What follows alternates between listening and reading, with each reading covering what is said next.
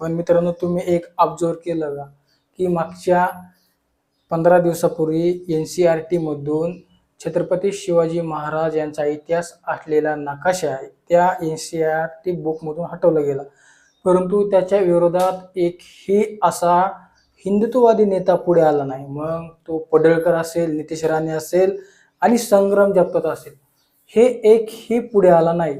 छत्रपती शिवाजी महाराज यांचा इतिहास ह्या भाजप सरकारकडून का वगळण्यात आला त्याच्यावर नाही. आणि बागेश्वर बाबा याच्या विरोधात देखील हे पडळकर यांचं हे गांडोतो हिंदुत्व आहे हे पुन्हा आपल्याला सिद्ध झालं असेल.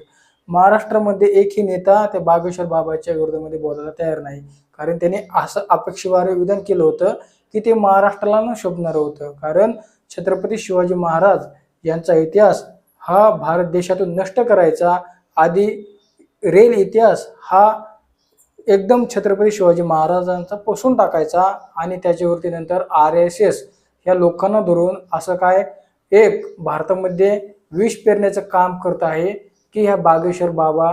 आणि मध्ये तुम्ही काही असे नागपूरमधून काही व्यक्त त्यांच्या विरोधामध्ये काही भाषण असे येत होते की ते विष पेरल्यासारखे पसरत होते. मग आता रेल इतिहास पसवायचा आणि नंतर असे RSS हाताखाली धरून असं आता इतिहास पेरत आहे. म्हणजे तुम्ही मित्रांनो हे षड्यंत्र ओळखलं नसेल. भाजप फक्त काही नेत्यांना मंत्रिपद देणार आणि फक्त खोटं हिंदुत्ववादी म्हणून ह्या नेत्यांना ते पुढे आणतं, परंतु हे नेते अजूनही कुणीही बागेश्वर बाबाच्या विरोधामध्ये बोललं नाही.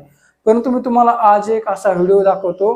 त्या व्हिडिओमध्ये तुम्हाला हे महाराज काय म्हणतात तुम्ही एकदा लक्ष देऊन ऐका, तुम्हाला त्यांचे विचार काय आहे ते नक्कीच कळेल. पुन्हा भेटूया आपण शेवटच्या पॉइंटमध्ये. तर मित्रांनो, विषय अत्यंत भयानक आहे. धीरेंद्र शास्त्री जे बरळला अगदी तोच विषय मध्य प्रदेशमध्ये इयत्ता 5वीच्या वर्गामध्ये शिकवला जात आहे. तो कोण? रामदास कपडे नसलेला तो रामदास उभा आहे आणि छत्रपती शिवाजी महाराज त्याच्या चरणावर फुले अर्पण करत आहेत आणि जणू काय हे स्वराज्य छत्रपती शिवाजी महाराजांनी रामदासाच्या पायावर अर्पण केलेले आहे. अशा पद्धतीची मांडणी शालेय अभ्यासक्रमामध्ये मध्य प्रदेशमध्ये करण्यात आलेली आहे.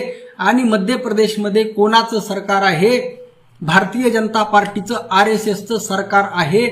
RSS कशा पद्धतीने राष्ट्रीय पातळीवर छत्रपती शिवाजी महाराजांची बदनामी करत आहे आणि आमचा संपूर्ण बहुजन समाज, मराठा समाज पूर्णपणे झोपलेला आहे. नेमकं या लोकांना असं काय करायचं आहे? मधल्या काळामध्ये आता सिद्ध झालेलं होतं की रामदास हे शिवाजी महाराजांचे गुरु नाहीत आणि दादू कोंडदेव सुद्धा गुरु नाहीत.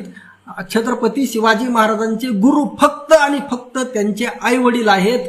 हे सगळं सप्रमाण पुराव्यासहित सिद्ध झाल्यानंतर सुद्धा आज इतक्या वर्षानंतर अचानक हे पुढं काय येत आहे?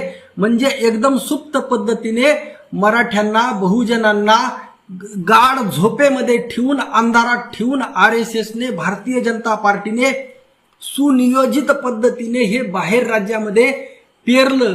कारण यांना माहित आहे की महाराष्ट्रामध्ये हे इतक्या सहजासहजी पेरलं जाणार नाही. त्यामुळे त्यांनी वापर केला बाहेर राज्याचा. मध्य प्रदेश, उत्तर प्रदेश, आंध्र, कर्नाटक अशा वेगवेगळ्या राज्यामध्ये, राजस्थान या वेगवेगळ्या राज्यामध्ये हे पेरण्याचं काम, बदनामीचं षड्यंत्र फार मोठ्या पद्धतीने म्हणजे राष्ट्रीय पातळीवर छत्रपती शिवाजी महाराजांची बदनामी घडवून आणण्यात येत आहे. खरं तर हे 100-150 वर्षापासून सुरू आहे. परंतु लक्षात घ्या, मधल्या काळामध्ये हा वाद जवळपास संपुष्टात आल्यासारखं होतं. तरी सुद्धा हे नेमकं का सुरू आहे? छत्रपती शिवाजी महाराजांचा तर यांना वापरच करायचा आहे. लक्षात ठेवा, रामदास स्वामींनी जे त्यांच्या दासबोधमध्ये लिहिलेलं आहे की गुरु हा ब्राह्मणच असला पाहिजे. लक्षात ठेवा, बहुजनांचा गुरु यांना चालत नाही. म्हणजे तुमचा बहुजनातला व्यक्ती कितीही जरी मोठा झाला तरी तो आमचा ब्राह्मण गुरु, त्याच्यामुळेच तो मोठा होऊ शकतो, अन्यथा होऊ शकत नाही.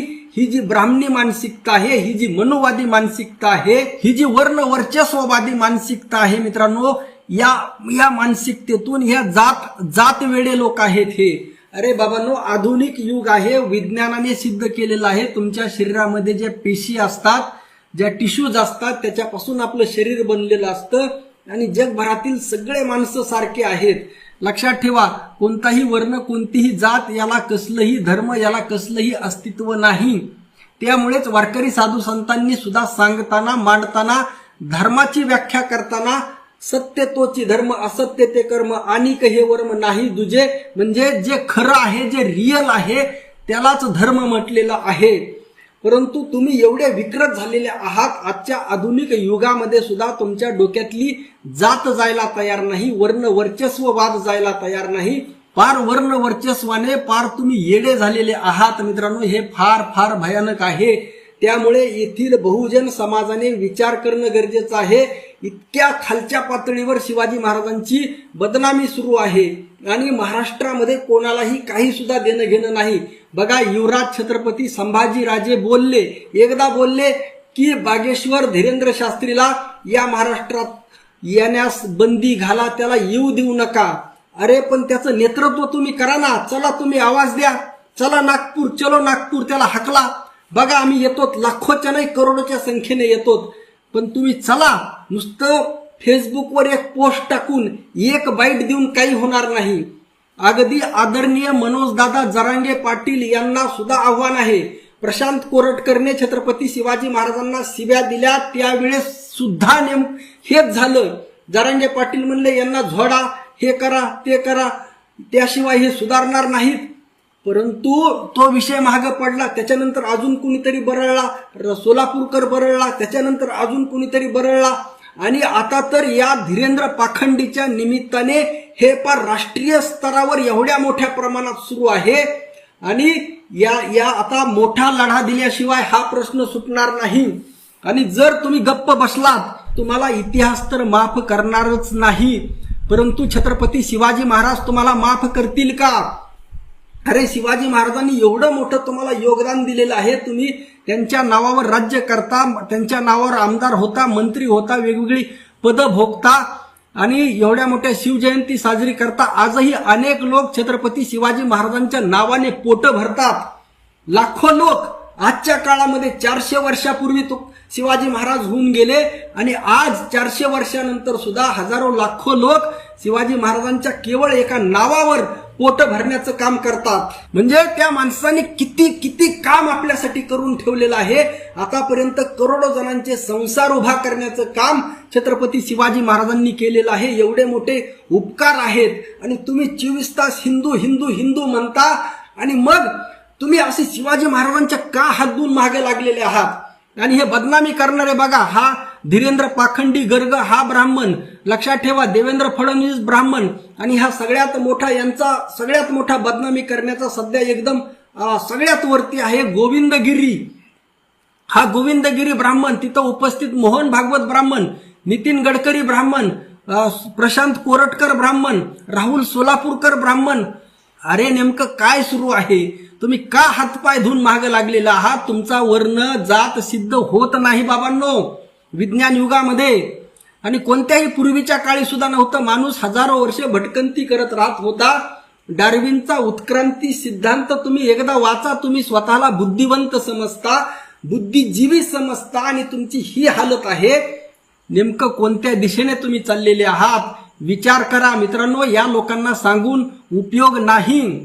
अहो आमचा रामदास स्वामी यांच्याशी आम्हाला काही देणं घेणं नाही, त्यांच्याशी कसलाही वैर नाही, द्वेष नाही. परंतु तुम्ही विनाकारण जर छत्रपती शिवाजी महाराजांचे गुरु म्हणून जर बसवत असाल तर हे खपवून घेतलं जाणार नाही. लक्षात घ्या, यामध्ये नेमकं काय होत आहे. तुम्ही एकपट बदनामी करायला जाता शिवाजी महाराजांची. तुमचा उद्देश आहे की शिवाजी महाराजांची बदनामी झाली पाहिजे, शिवाजी महाराज छोटे झाले पाहिजेत. तुम्ही एकपट करायला जाता, परंतु याच्या 100 पट रामदास स्वामींची बदनामी होते. हे तुमच्या लक्षात का येत नाही? मेंदूला गंज लागलेला आहे का तुमच्या? आणि का किती दिवस आम्ही का सहन करायचं? अहो आम्ही एक नाही 10 पावलं मागे घ्यायला तयार आहोत. तुम्ही हे गुरुपद हे सगळं हटवा. आम्ही आयुष्यात रामदास स्वामींचं नाव काढणार नाही, त्यांना चांगलंही म्हणणार नाही, वाईटही म्हणणार नाही. आणि जर म्हणायची वेळ आली तर चांगलंच म्हणू, वाईट तर अजिबात म्हणणार नाहीत. आम्ही प्रामाणिक आहोत. आम्ही तुमचा द्वेष करत नाहीत, आम्ही तुमच्या वाट्याला जात नाहीत, लक्षात ठेवा. परंतु तुम्ही आमच्या वाटेवर का येता? आमच्या वाटेवर काटे का टाकता? आम्हाला धोपाटण्या का मारता? आमच्या हातपाय धुवून महाग का लागलेले आहात? आदरणीय मनोजदादा जरांगे पाटील यांना या निमित्ताने आव्हान आहे. जरांगे पाटील, नुसतं तोंडाने बोलून आता हे होणार नाही. हा विषय तोंडाने बोलण्यापुरता नाही. तुम्हाला एकदम ठरवून याचं नेतृत्व करून सुनियोजित पद्धतीने पूर्ण गल्लीपासून दिल्लीपर्यंत, तमिळनाडूपासून पार तिकडं श्रीनगर पर्यंत हे सगळं मोठं षडयंत्र आहे. हे सगळं षडयंत्र हटवावं लागेल. इंटरनेटवर जेवढे हे चित्र आहेत रामदास स्वामींचे आणि शिवाजी महाराजांचे एकत्र, हे सगळे हटवावे लागतील. जेवढं जेवढं साहित्य आहे, ज्या बखरी आहेत, जे पुस्तक आहेत, ज्या ज्या पुस्तकामध्ये हे लिहिलेलं आहे ते सगळे पुस्तकं तुम्हाला बदलून इतिहासाची नव्याने मांडणी करावी लागेल आणि यासाठी सरकारला भाग पाडावं लागेल. वेळ प्रसंगी असं हिंदूद्रोही, हिंदू विरोधी, शिवाजी महाराजांचं विरोधी सरकार जर आपल्याला घालवावं लागलं तर ते सुद्धा करावं लागणार आहे. परंतु आता शांत बसून चालणार नाही. विचार करा. रामकृष्ण हरी. जय जगद्गुरु, जय शिवराय, जय भीम.